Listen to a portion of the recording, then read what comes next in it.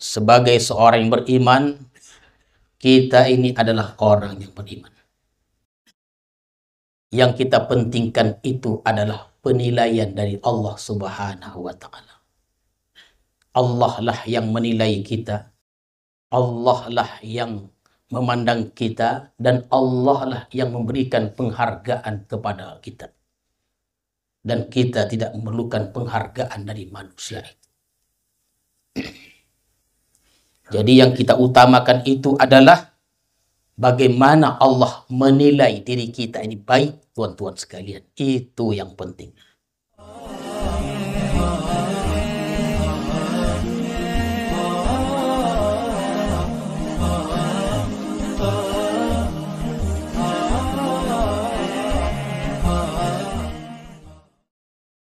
Bismillahirrahmanirrahim. Assalamualaikum warahmatullahi wabarakatuh.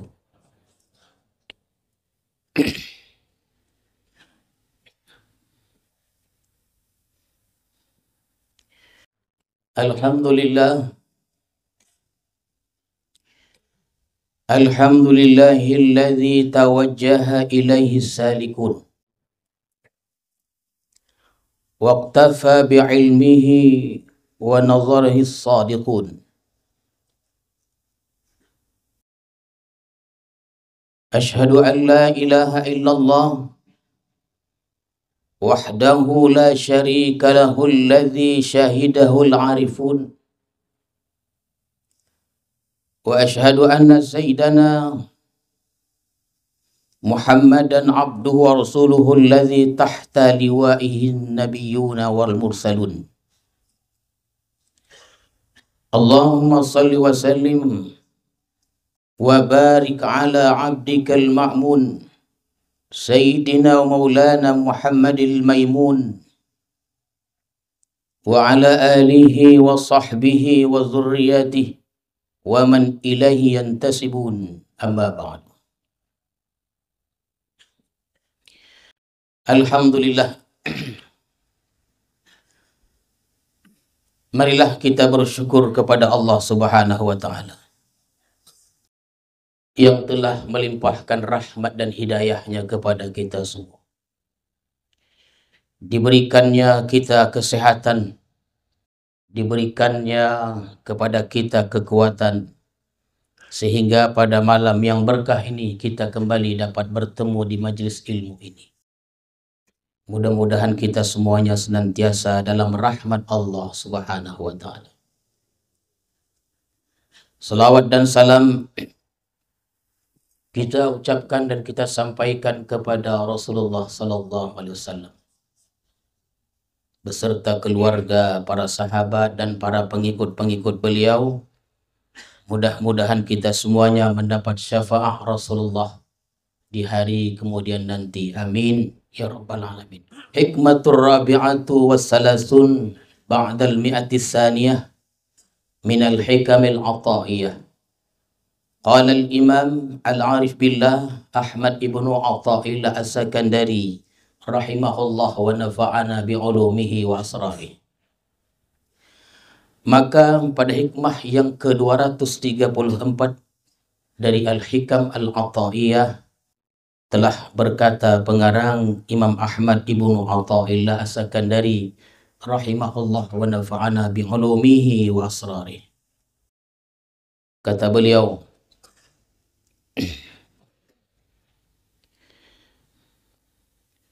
mata alamaka adamu iqbalin nasi alaika au tawajjuhum bizzammi ilaika farji' ila ilmillahi fika fa in kana la yaqna'uka ilmuh famusibatuka bi'adami qana'atika bi'ilmihi asyaddu min musibatika biwujudil adza minhu. Apabila menyakitkan akan engkau oleh tiadanya atau tidak berhadapnya manusia atas engkau, atau berhadapnya mereka itu dengan mencela kepada engkau, maka kembalilah engkau kepada tahunya Allah tentang engkau. Maka jika tidak mencukupkan akan engkau oleh tahunya Allah terhadap diri engkau, maka musibah engkau itu dengan tidak cukup engkau dengan tahunya Allah itu lebih bersangatan dari musibahnya engkau dengan adanya gangguan daripada manusia tersebut. Begitulah tuan-tuan sekalian, lebih kurang terjemahan hikmah yang ke-234 ini. Yang bagi lil abdi ayyakuna timamuhu nazar Allah ilaih. Seyogyanya bagi seorang hamba bahwa adalah yang dipentingkannya pandangan Allah atas dirinya. Tuan-tuan hadirin hadirat sekalian, sebagai seorang yang beriman, kita ini adalah orang yang beriman. Yang kita pentingkan itu adalah penilaian dari Allah Subhanahu wa Ta'ala. Allah lah yang menilai kita, Allah lah yang memandang kita, dan Allah lah yang memberikan penghargaan kepada kita. Dan kita tidak memerlukan penghargaan dari manusia. Jadi yang kita utamakan itu adalah bagaimana Allah menilai diri kita ini baik, tuan-tuan sekalian. Itu yang penting. Fala yafrahu illa biiqbalillahi alaih. Dia tidak gembira kecuali berhadapnya Allah atasnya. Wala yahzanu illa bi'aradillahi an. Dan dia tidak sedih kecuali bila Allah berpaling darinya. Jadi begitulah orang beriman itu. Kegembiraan orang beriman itu adalah, atau gembiranya orang beriman itu adalah apabila Allah berhadap kepadanya. Dan sedihnya orang beriman itu adalah apabila Allah berpaling darinya. Oleh karena itu, apa tandanya Allah Subhanahu wa Ta'ala itu berhadap kepada kita nih? Tandanya adalah apabila kita beribadah, kita berzikir, kita baca salawat, kita baca Quran, kita menegakkan kewajiban-kewajiban, maka pada saat itu Allah sedang berhadap kepada kita. Dan itulah kebahagiaan orang-orang yang beriman, tuan-tuan sekalian. Dan kapankah, bilakah Allah itu berpaling dari kita?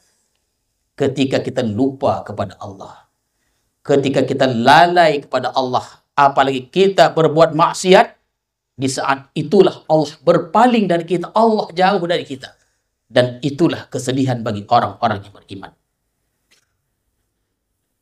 Wala yanzuru ila makhlukin biiqbalihim wa idbarihim wala madhihim wa dhammihim wa annahum la yughnuna anhum minallahi syai'a.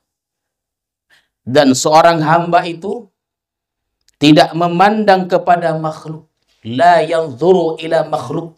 Tidak memandang kepada makhluk. Apakah mereka itu berhadap atau berpaling? Apakah mereka itu memuji? Apakah mereka itu mencela, tuan-tuan sekalian? Dan itu tidak penting. Manusia mau memuji, manusia mau menghina, itu tidak ada, tidak penting, tuan-tuan sekalian. Orang mau datang atau orang tidak mau datang, itu tidak urusannya, bukan itu masalahnya. Yang penting adalah Allah menilai kita adalah orang yang baik. Yang penting aku berada di jalan yang diridhoi Allah Subhanahu wa Ta'ala. Masalah orang mau memuji, alhamdulillah, atau orang mau mencaci kita, alhamdulillah. Li'annal makhluk la yanfa'unah illa bisyai'in qad katabahu Allah. Wa la yadurrunah illa bisyai'in qad katabahu Allah. Karena makhluk ini, yang kita maksudkan makhluk ini adalah manusia. Manusia itu, tuan-tuan sekalian, sama sekali dia tidak akan bisa memberikan manfaat kepada manusia lain kecuali apa yang sudah Allah tetapkan untuknya. Dan manusia, makhluk itu, tidak akan bisa membahayakan, memberikan mudarat kepada orang lain kecuali apa yang sudah Allah tetapkan baginya. Nah, inilah tuan-tuan sekalian, inilah lebih kurang maksud hikmah yang ke-234 ini. Lebih kurang begitu. Famata alamahu adamu iqbalihim alaih au tawajjuhum bizzammi ilaih falyarji' ila ma bainahu wa baina rabbih fa in kana qani'an bi ilmihi ta'ala wa nazarihi ilaih kana minas sadiqin al-muflihin wa illam yakun qani'an bi ilmihi ta'ala wa nazarihi kana minal kadhibin fi imanihi wal khasirin fa musibatuhu bidzalik a'zam min musibatihi bi adzan nasi lahum. Apabila menyakitkan, menyedihkan akan seseorang oleh tiada berhadapnya manusia atasnya, atau berhadapnya mereka dengan mencela padanya. Jiran kita atau orang kampung tak goma lagi sama kita. Tak apa tak sebabnya. Mereka benci kepada kita, tuan-tuan sekalian. Sakitlah hati ini. Dan itu manusiawi. Kalau kita dibenci orang, dihina orang, sakitlah hati. Dan ini manusiawi. Dan wajar, artinya wajar, tuan-tuan sekalian. Kita dicela orang, dicaci orang, ditinggal orang. Orang tidak mau kepada kita. Sakit hati kita. Kalau hal ini terjadi pada kita, dalam kita berinteraksi dengan masyarakat, terjadi pada diri kita bahwa orang tidak suka pada kita, falyarji' ila ma bainahu wa baina rabbih. Kembalilah kepada sesuatu antaranya dan antara Tuhan. Begitu caranya. Sekarang manusia ini telah menjauh dari, membenci aku, menghina aku. Kembalikan kepada Tuhan, kepada Allah Subhanahu wa Ta'ala. Apakah yang telah kubuat ini, perkataanku, perbuatanku ini di jalan yang benar atau tidak? Apakah perbuatan-perbuatan aku selama ini diridhoi oleh Allah Subhanahu wa Ta'ala atau tidak? Jika kita sudah merasa cukup dengan tahunya Allah, tuan-tuan sekalian, cukup kita cukup merasa cukup akan tahunya Allah. Tidak perlu kita akan tahunya manusia. Cukup kita akan tahunya Allah Subhanahu wa Ta'ala. Maka kita termasuk orang minas sadiqin al-muflihin. Orang yang benar dan beruntung. Artinya apa? Begitu kita ditinggalkan orang. Begitu kita dihina orang. Begitu kita dicaci oleh manusia, siapapun dia, periksa pekerjaan kita. Apakah pekerjaan kita ini betul atau tak betul? Apakah pekerjaan kita ini diridhoi Allah atau tidak diridhoi oleh Allah Subhanahu wa Ta'ala? Apakah pekerjaan kita tidak bertentangan dengan hukum-hukum Allah Subhanahu wa Ta'ala? Maka hendaknya di saat itu kita merasa cukup dengan Allah Subhanahu wa Ta'ala.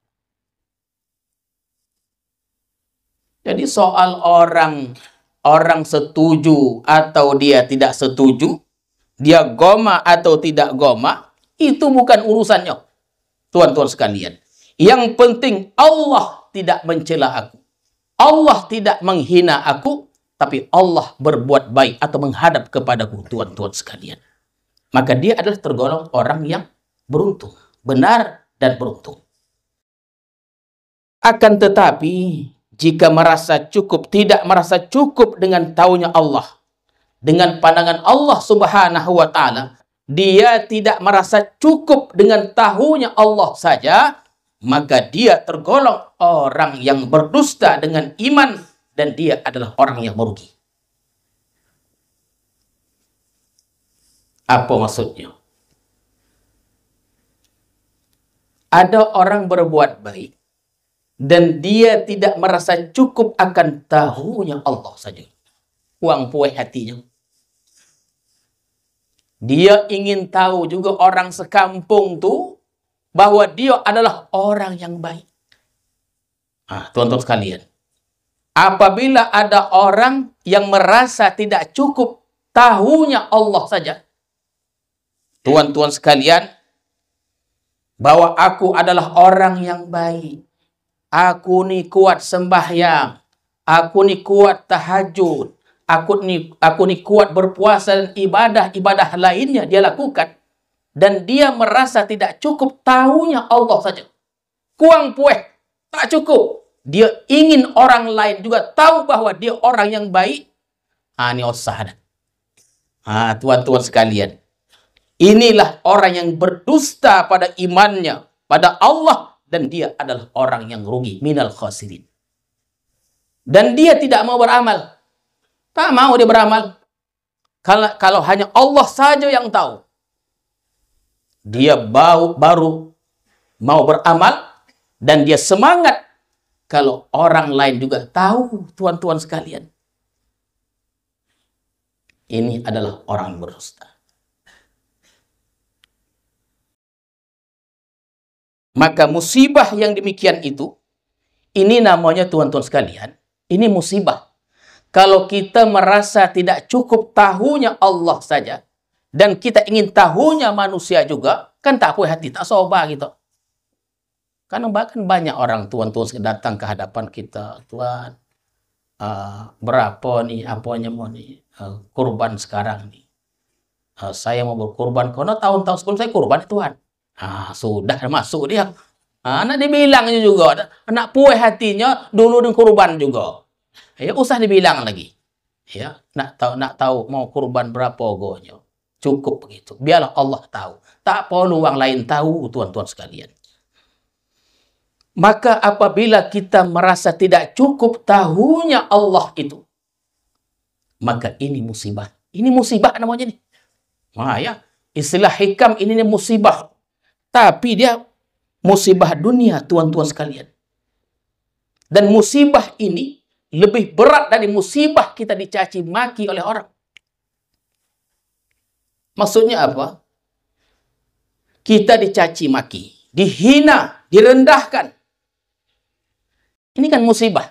Mana ada orang goma dicaci? Tak ada. Jadi apabila kita dicaci maki orang, ini musibah. Tapi ini namanya musibah dunia, tuan-tuan sekalian. Ini musibah dunia. Dihina kita, dicaci, ini musibah. Tapi musibah dunia namanya. Tapi kalau kita merasa tidak cukup tahunya Allah, dan kita ingin orang lain tahu juga, ini musibah juga namanya. Tapi musibah agama, musibah akhirat. Dan musibah akhirat itu jauh lebih besar, lebih berat ketimbang musibah dunia tadi. Kalau musibah dunia, dicaci kita, dihina kita, sedih hati kita, dapat pahala. Amantailah. Dapat pahala gitu. Dan dosa kita diambil oleh orang. Tuan-tuan sekalian, maksudnya, kalau ada orang menghina kita, tuan-tuan sekalian, dihina kita, difitnah kita, dicaci kita, kebaikan dia itu akan dipindahkan kepada kita. Oh Tuan, dia tak ada baiknya. Tak ada kebaikan mau dipindahkan kepada kita, maka dosa kita dipindahkan kepada dia. Bantailah.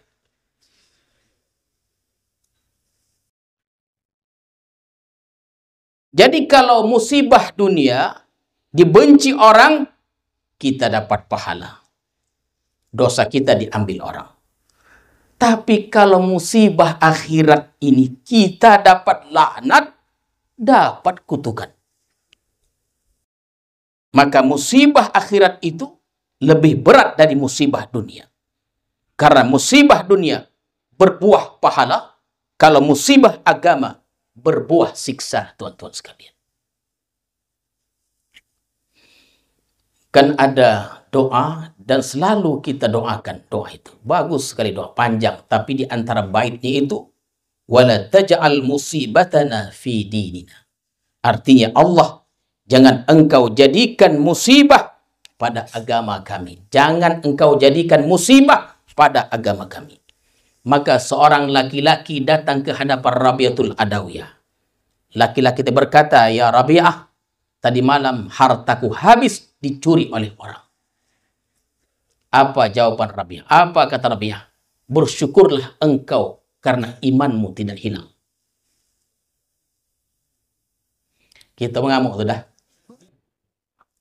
Bersyukurlah engkau karena imanmu tidak hilang. Kalau iman hilang, itu kan musibah agama. Akibatnya siksa. Kalau musibah dunia, dapat pahala dan akan diganti oleh Allah Subhanahu wa Ta'ala. Jadi tuan-tuan sekalian, kalau kita ditimpa musibah, kehilangan, ya, hilang harta kita. Oh, banyak di Nosah nih datang tamu-tamu hilang, di bank pun bisa hilang. Heran gitu tuh. Ya, dompet hilang. Kalau dompet hilang, tuyul lah tuh. Tak lain lagi tuh dah. Ya. Dompet jalan hilang. Orang yang dapat musibah, kehilangan hartanya. Kemudian dia berkeluh kesah. Dia marah, dia emosi, dia mengutuk, tuan-tuan sekalian, maka double musibahnya. Dua musibahnya. Itu dia. Hati-hati. Dapat musibah kita, mengamuk kita. Musibahnya dua. Musibah dunia dan musibah akhirat.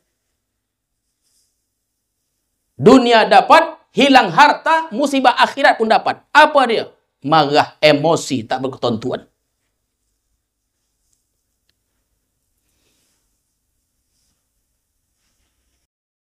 Itu kalau kita tanya kena iko ada lagi Rabi'ah tuh.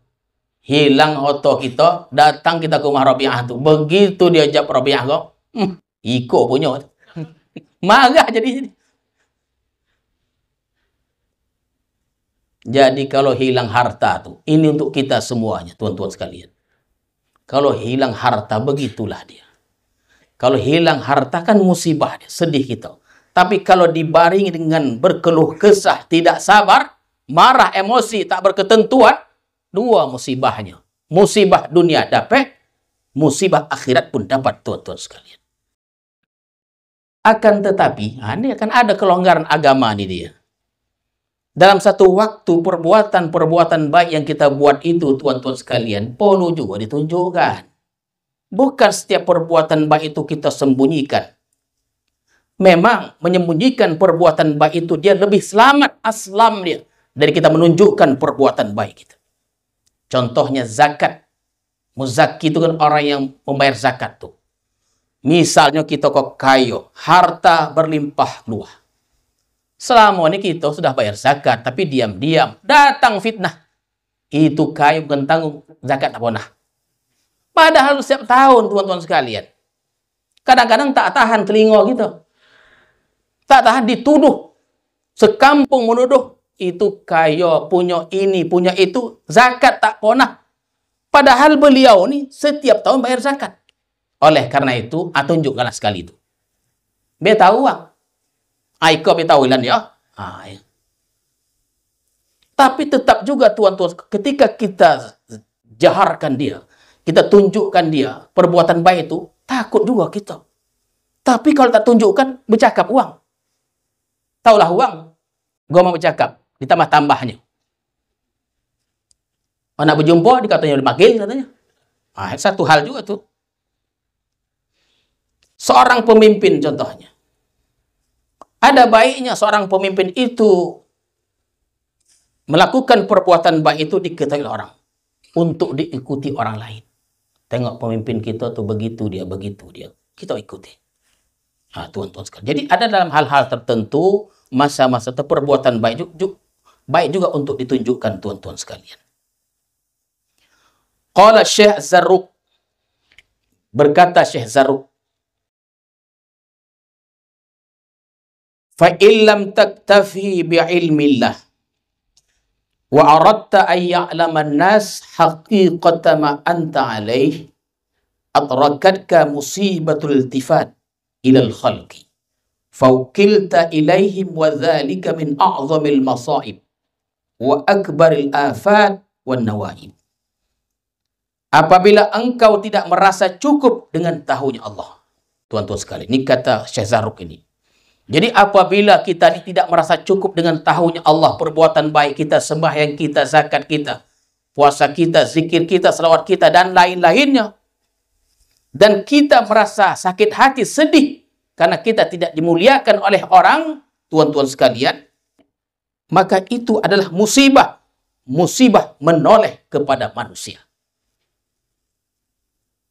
Namanya musibatul iltifat ilal khalqi, musibah menoleh kepada makhluk, kepada manusia.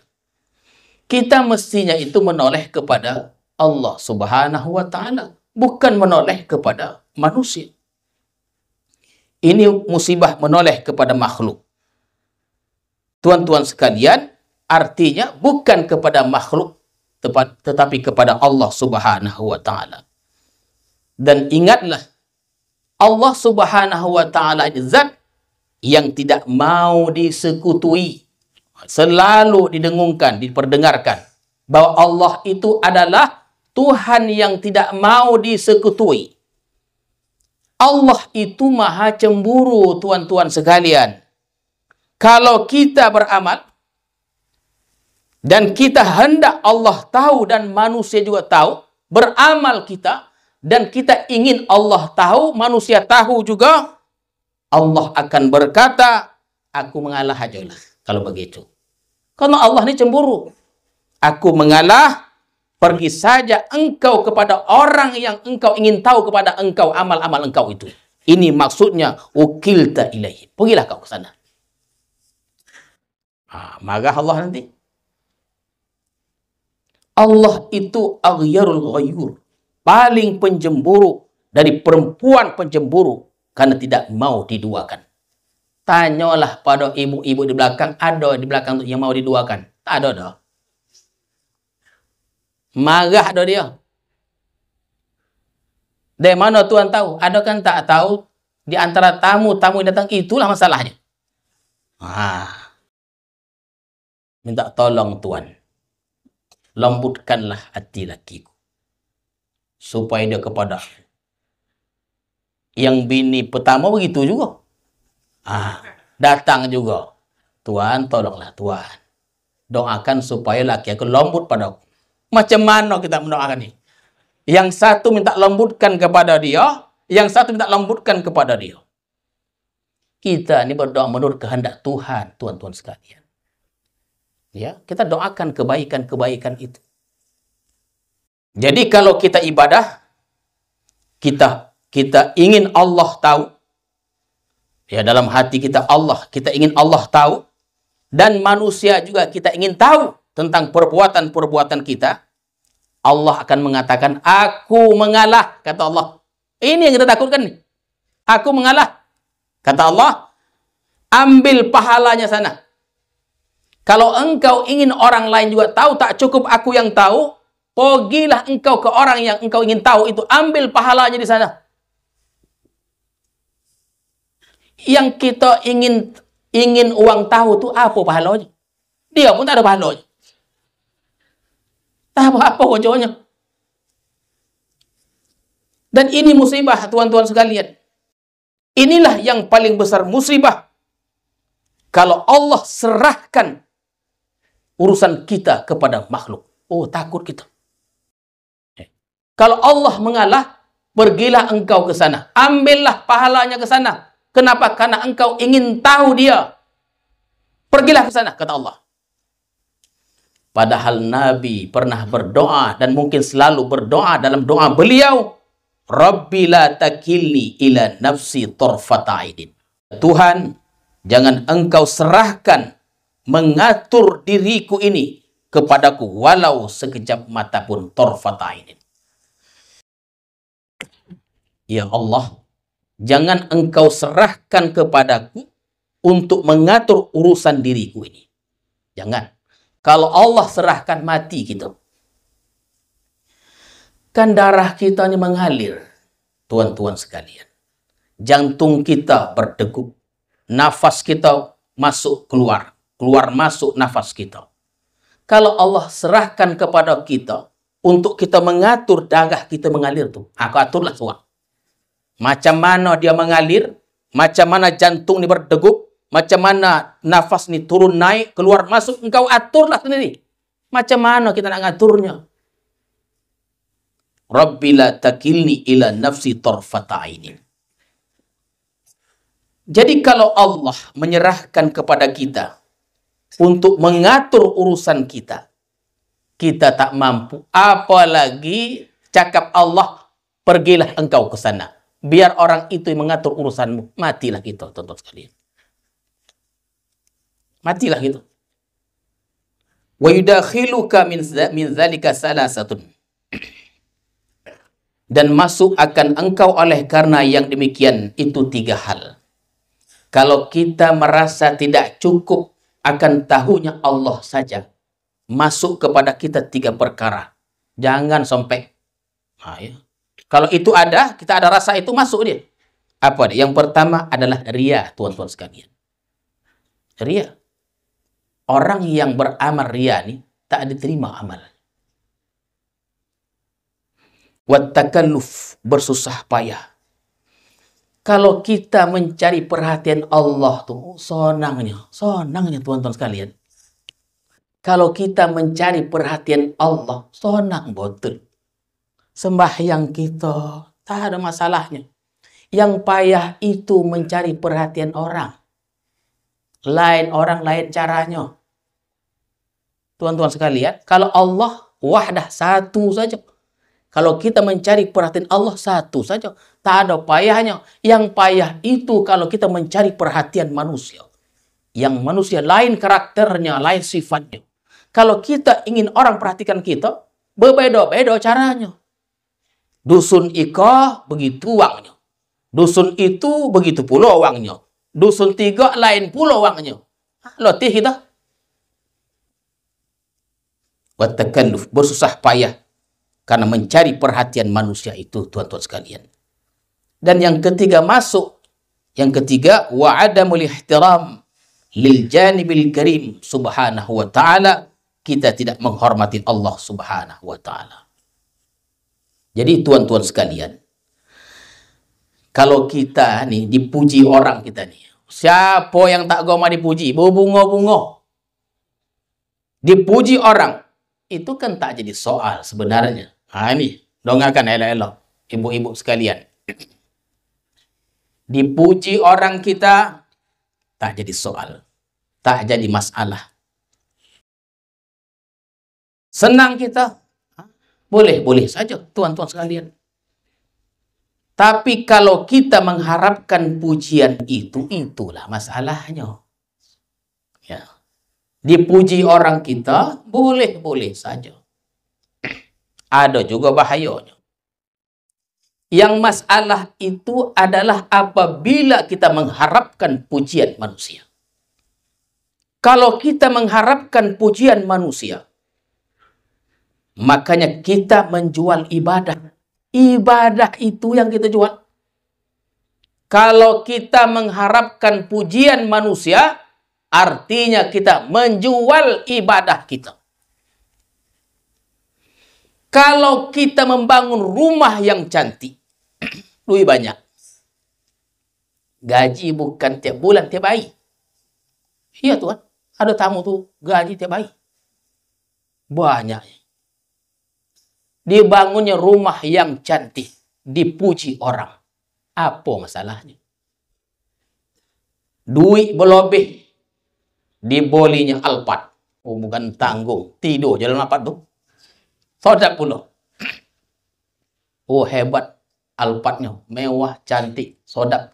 Apa masalah? Ya, dipuji orang. Apa masalahnya? Kenapa? Karena rumah tuh, Alphard tuh, mobil tuh, itu kan bukan ibadah. Itu bukan ibadah, teman-teman sekalian. Tapi yang kita jual ini ibadah. Yang kita jual ini adalah ibadah. Yang kita jual ini adalah milik Allah semata.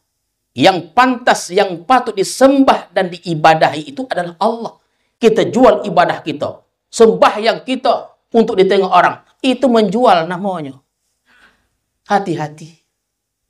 Kita belajar, apalagi kita belajar suluk ini. Belajar kita dalam semua suluk ini. Kita merasa cukup saja dengan tahunya Allah Subhanahu wa ta'ala.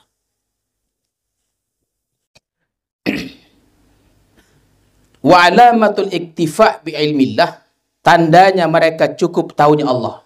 Lalu apa tandanya?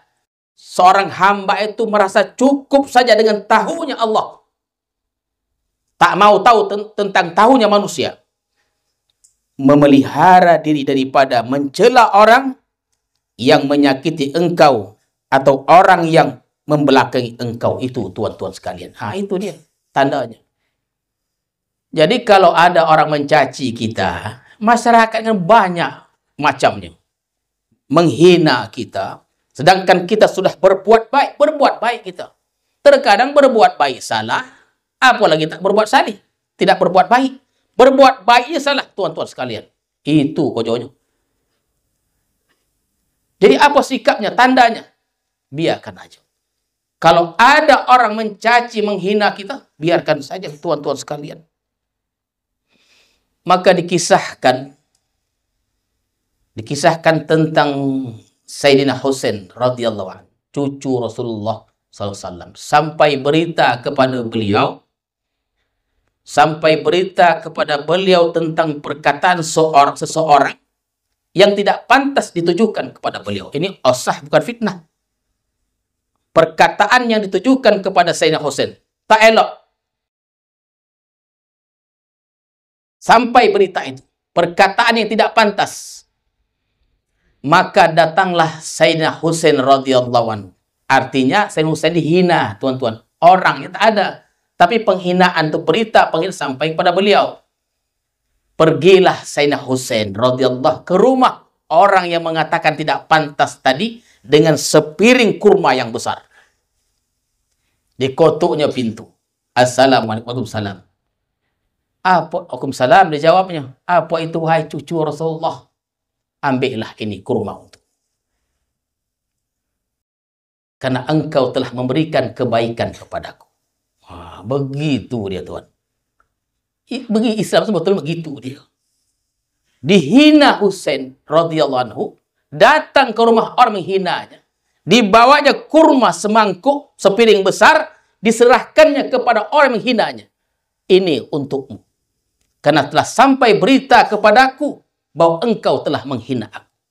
Kenapa? Karena engkau telah memindahkan kebaikan engkau kepadaku, maka kubalas dengan kebaikan juga. Aku tak mau cuma-cuma gitu.